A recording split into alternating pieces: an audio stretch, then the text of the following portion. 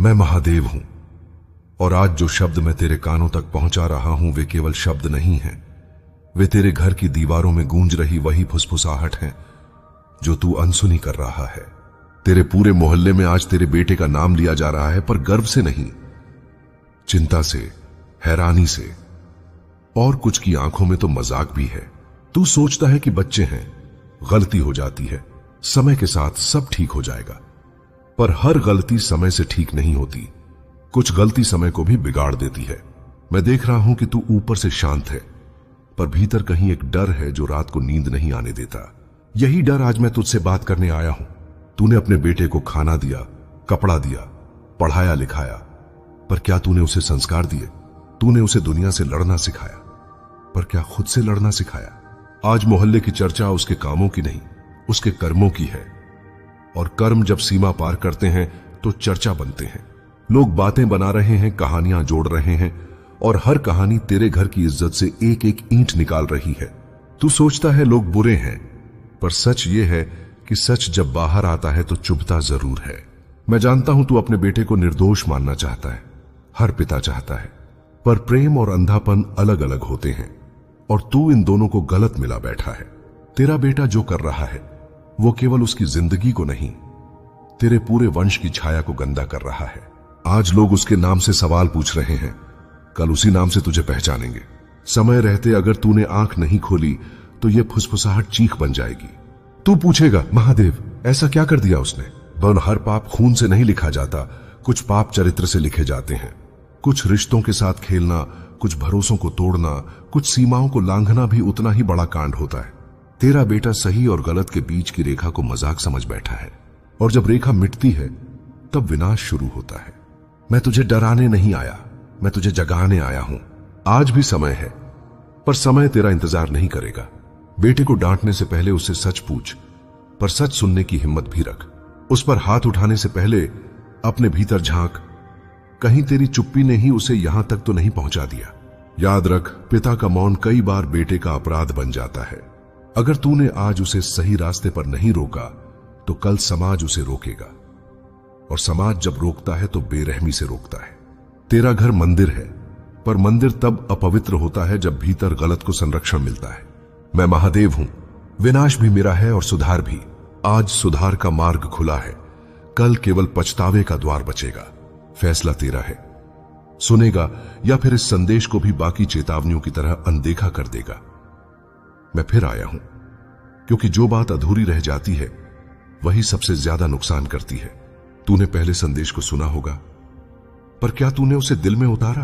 तेरा बेटा आज जिस रास्ते पर चल रहा है वो रास्ता सीधा नहीं है, वो फिसलन भरा है, और इस रास्ते पर गिरने वाला अकेला नहीं गिरता, उसके साथ उसका पूरा परिवार घिसटता है। तूने देखा होगा, कुछ लोग अब तेरे घर के सामने रुक कर बात करते हैं, कुछ अचानक चुप हो जाते हैं, कुछ ज्यादा मीठा बोलने लगे हैं। ये सब संकेत हैं, पर तू उन्हें इत्तेफाक समझ रहा है। याद रख, जब समाज संकेत देने लगे तो समझ लेना बात अब निजी नहीं रही। तेरे बेटे की हर हरकत अब केवल उसकी नहीं, तेरे नाम से जुड़ चुकी है। मैं जानता हूं तेरा मन कहता है मेरा बेटा ऐसा नहीं हो सकता, पर मन अक्सर वही मानता है जो उसे सुकून दे, सच नहीं। तेरा बेटा बाहर कुछ और दिखता है, भीतर कुछ और बन चुका है। गलत संगत, गलत आदतें और झूठ का सहारा, ये सब धीरे धीरे आत्मा को खोखला कर देते हैं, और खोखली आत्मा सबसे पहले परिवार को चोट पहुंचाती है। तू सोचता है कि एक दो बातें फैल जाएंगी तो क्या फर्क पड़ेगा, पर मैं तुझे बताता हूं, बदनामी की आग सूखे पत्तों जैसी होती है, जल्दी फैलती है। आज लोग कान में बोल रहे हैं, कल खुलेआम कहेंगे। आज सवाल तेरे बेटे पर है, कल उंगली तेरी पर उठेगी, और उस दिन तू चाहे जितना सफाई दे, कोई सुनने को तैयार नहीं होगा। अब भी समय है। बेटे को दुश्मन समझकर नहीं, जिम्मेदारी समझकर पकड़। उससे पूछ कि वो किससे मिल रहा है, क्या छुपा रहा है, किस डर से झूठ बोल रहा है। डर से नहीं, भरोसे से सच निकलता है, पर भरोसा मजबूत होना चाहिए। कमजोर पिता का भरोसा बेटे को और बेकाबू बना देता है। मैं अभी भी यही हूं, क्योंकि जब तक तू पूरी तरह जाग नहीं जाता, मेरा मौन भी तुझे बचा नहीं पाएगा। तेरा बेटा आज जिस उम्र में है, उस उम्र में अहंकार सबसे ज्यादा बोलता है। उसे लगता है कि वो जो कर रहा है किसी को पता नहीं चलेगा। पर मैं तुझे सच बता दूं, कुछ नजरें इंसानों की होती हैं कुछ मेरी होती हैं। तूने शायद यह भी महसूस किया होगा कि अब वो घर में कम बोलता है, नजरें चुराता है, सवालों से बचता है और अकेले में ज्यादा समय बिताने लगा है। ये आजादी नहीं है, ये दूरी है, और दूरी जब घर के भीतर पैदा होती है तो बाहर हंगामा तय होता है। तेरा बेटा धीरे धीरे अपने ही घर से कटता जा रहा है। मैं तुझे दोषी नहीं ठहरा रहा, पर मैं ये जरूर कहूंगा, हर पिता की एक सीमा होती है और हर सीमा के बाद जिम्मेदारी शुरू होती है। तूने उसे दोस्त बनने की छूट दी, पर मार्गदर्शक बनना भूल गया। दोस्त गलत दिशा में हंसता है, मार्गदर्शक सही दिशा में रोकता है। आज उसे रोकने वाला कोई नहीं दिख रहा, इसीलिए मोहल्ला बोलने लगा है। कुछ बातें अब सिर्फ अफवाह नहीं रही, कुछ सच ऐसे हैं जो तेरे कानों तक अभी नहीं पहुंचे, पर बहुत जल्दी वो सच तेरे दरवाजे पर दस्तक देंगे। तब तू कहेगा, काश पहले जान लिया होता। वे महादेव के सामने काश का कोई मूल्य नहीं होता, कर्म का होता है। अब मैं तुझसे साफ कहता हूं, अगर तू आज कठोर नहीं हुआ तो कल हालात तुझसे कठोर हो जाएंगे। बेटे की रक्षा का अर्थ उसे हर गलती से बचाना नहीं, बल्कि उसे समय रहते उसकी गलती दिखाना है। जो पिता सच छुपाता है वो बेटे को नहीं, उसके पतन को पालता है। मैं देख रहा हूं, और जो मैं देख रहा हूं वही तुझे बार बार जगा रहा हूं। तेरा बेटा आज केवल अपने लिए नहीं जी रहा, उसके हर कदम से तेरे संस्कारों की परीक्षा हो रही है। तूने उसे जो नाम दिया था, आज वही नाम लोगों की जुबान पर सवाल बनकर घूम रहा है। और जब नाम पर सवाल उठते हैं, तब जवाब सिर्फ शब्दों से नहीं, कर्मों से देने पड़ते हैं। तू शायद ये सोचकर खुद को समझा लेता है कि सबके बच्चे गलती करते हैं। हाँ, करते हैं, पर हर गलती एक सी नहीं होती। कुछ गलती उम्र की नासमझी होती है और कुछ गलती स्वभाव की सच्चाई खोल देती है। तेरा बेटा अब नासमझ नहीं है, वो जानता है कि वो क्या कर रहा है, और जानकर किया गया पाप सबसे भारी होता है। मैं जानता हूं तू भीतर ही भीतर टूट रहा है। एक तरफ पिता का प्रेम, दूसरी तरफ समाज का सच। तू बीच में फंस गया है, और यही सबसे खतरनाक जगह है। जो पिता बीच में खड़ा रहता है वो न बेटे को बचा पाता है, न इज्जत को। फैसला लेना पड़ेगा, और वो फैसला आज लेना पड़ेगा। अब सुन ध्यान से, अगर तू आज भी चुप रहा तो कल तेरे बेटे को कोई और सिखाएगा, और जो बाहर सिखाते हैं वो सुधार नहीं करते, वो तोड़ते हैं। आज अगर तूने उसे अपने सामने बैठाकर सच नहीं बुलवाया तो कल वही सच पुलिस, पंचायत या अपमान बनकर सामने आएगा। मैं तुझे ये नहीं कह रहा कि उसे घर से निकाल दे, मैं कह रहा हूं उसे घर की मर्यादा याद दिला। उसे बता कि यह छत केवल ईंट पत्थर की नहीं, ये भरोसे, इज्जत और तपस्या से बनी है। जो इस छत के नीचे रहकर इसे ही तोड़ दे वो कहीं का नहीं रहता। याद रख, पिता का डर कुछ समय के लिए लगता है, पर पिता का सही मार्गदर्शन पूरी जिंदगी दिशा देता है। तेरा बेटा अभी भी बच सकता है, पर वो तभी बचेगा जब तू अपने डर से बड़ा बनेगा।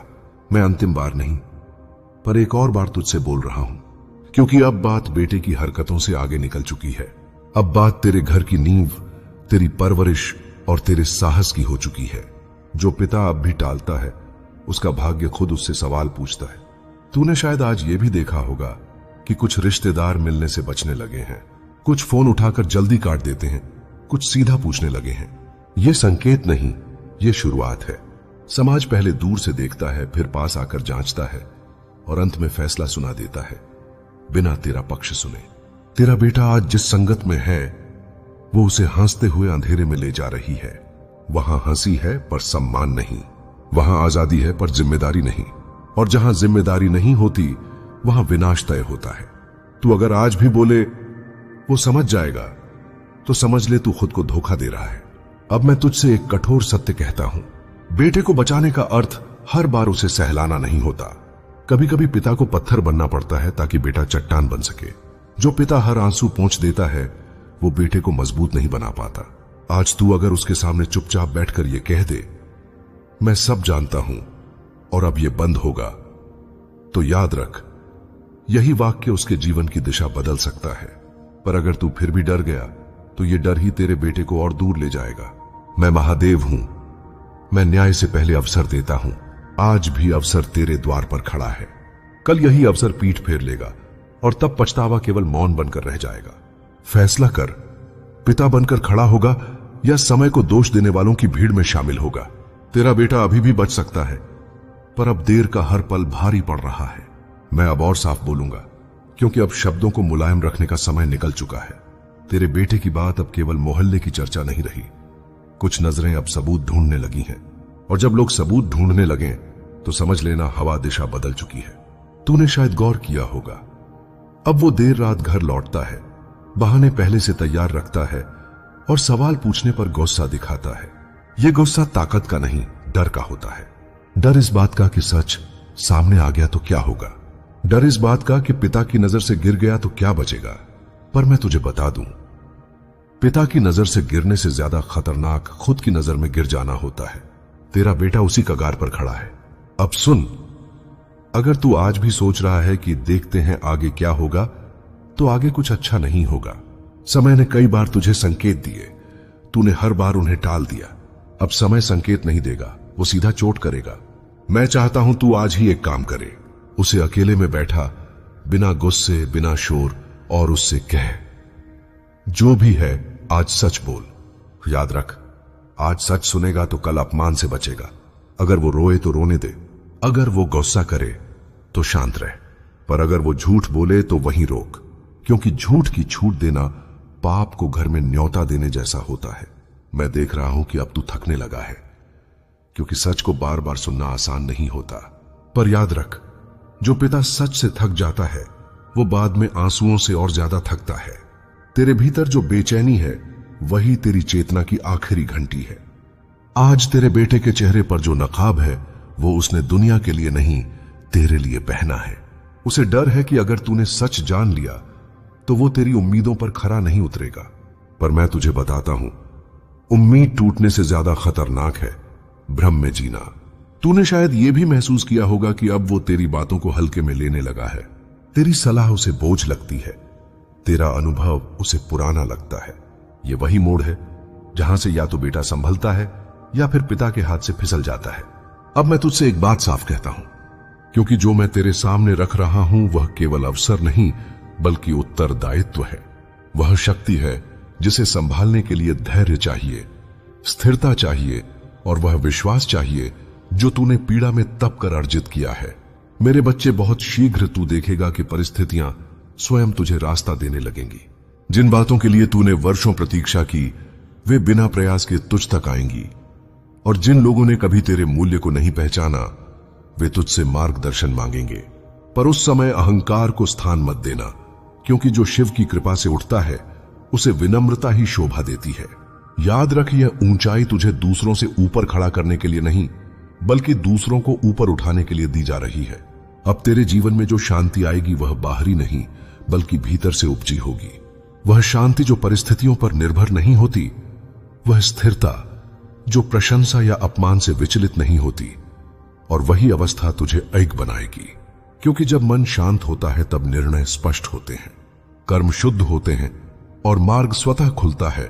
और इसी अवस्था में मैं तुझसे कार्य कराऊंगा, क्योंकि शिव का कार्य वही कर सकता है जिसका अंतर्मन स्थिर और संकल्प अचल हो। मेरे प्रिय बच्चे, अब जिस शांति और स्पष्टता का अनुभव तू कर रहा है वह क्षणिक नहीं है बल्कि उस स्थायी अवस्था की शुरुआत है जिसमें पहुंचकर मन बाहरी परिस्थितियों से संचालित होना छोड़ देता है।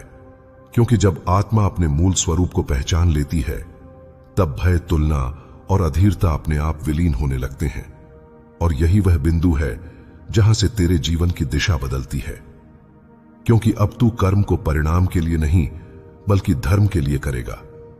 तू आगे बढ़ेगा बिना यह सोचे कि तुझे क्या मिलेगा, और यही निस्वार्थ भाव तुझे वह सब दिलाएगा जिसकी कल्पना भी तूने मौन में की थी। इसलिए अब किसी से अपनी गति की तुलना मत कर, किसी की स्वीकृति की प्रतीक्षा मत कर, क्योंकि जिस पथ पर मैं तुझे चला रहा हूं वहां अनुमोदन संसार नहीं बल्कि स्वयं शिव प्रदान करते हैं। मेरे प्रिय बच्चे, अब जो परिवर्तन तेरे चारों ओर घटित होता दिखाई देगा वह अचानक नहीं बल्कि उस आंतरिक यात्रा का प्रतिफल होगा जिसे तूने मौन में तय किया है। क्योंकि जब कोई आत्मा भीतर से परिपक्व होती है तब संसार स्वयं उसके अनुरूप ढलने लगता है। परिस्थितियां विरोध करना छोड़ देती हैं और घटनाएं सहयोगी बन जाती हैं। इसलिए यदि तुझे लगे कि चीजें अपने आप सुलझ रही हैं तो आश्चर्य मत करना। यह किसी चमत्कार का नहीं बल्कि तेरी चेतना के विस्तार का संकेत है। और याद रख, यह अवस्था टिकाऊ है क्योंकि इसे पीड़ा ने गढ़ा है, इसे धैर्य ने स्थिर किया है और इसे विश्वास ने पुष्ट किया है। अब मैं तुझे उस सत्य से अवगत कराना चाहता हूं जिसे बहुत कम लोग समझ पाते हैं कि जब मैं किसी को ऊपर उठाता हूं तो पहले उसे भीतर से खाली करता हूं, उससे वे सभी आसक्तियां छीन लेता हूं जो उसे सीमित करती हैं। इसलिए जो छूट गया उसे हानि मत समझ, जो टूट गया उसे दुर्भाग्य मत मान, क्योंकि वही स्थान अब उस शक्ति के लिए रिक्त हुआ है जिसे तू संभालने योग्य बन चुका है। और यही कारण है कि अब तेरे जीवन में लोग कम पर अर्थपूर्ण होंगे, शब्द कम पर प्रभावशाली होंगे और कर्म कम पर निर्णायक होंगे, क्योंकि स्थिर आत्मा को अधिक शोर की आवश्यकता नहीं होती।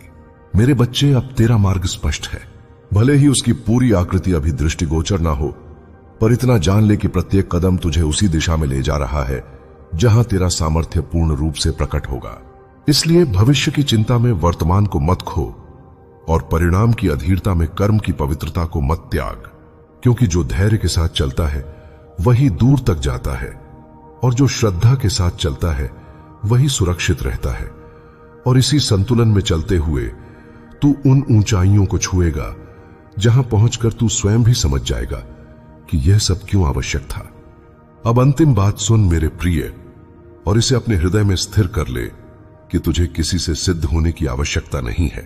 तुझे किसी को यह दिखाने की आवश्यकता नहीं है कि तू कितना आगे बढ़ चुका है, क्योंकि जब मैं तुझे आगे ले जाता हूं तो तेरी पहचान शोर से नहीं बल्कि प्रभाव से होती है। तेरी उपस्थिति ही संदेश बन जाती है और तेरा मौन ही उत्तर बन जाता है। इसलिए शांत रह, स्थिर रह और अपने भीतर की अग्नि को धैर्य से प्रज्वलित होने दे, क्योंकि बहुत शीघ्र वही अग्नि तुझे ऐसा प्रकाश देगी जिससे न केवल तेरा मार्ग बल्कि अनेकों जीवन आलोकित होंगे।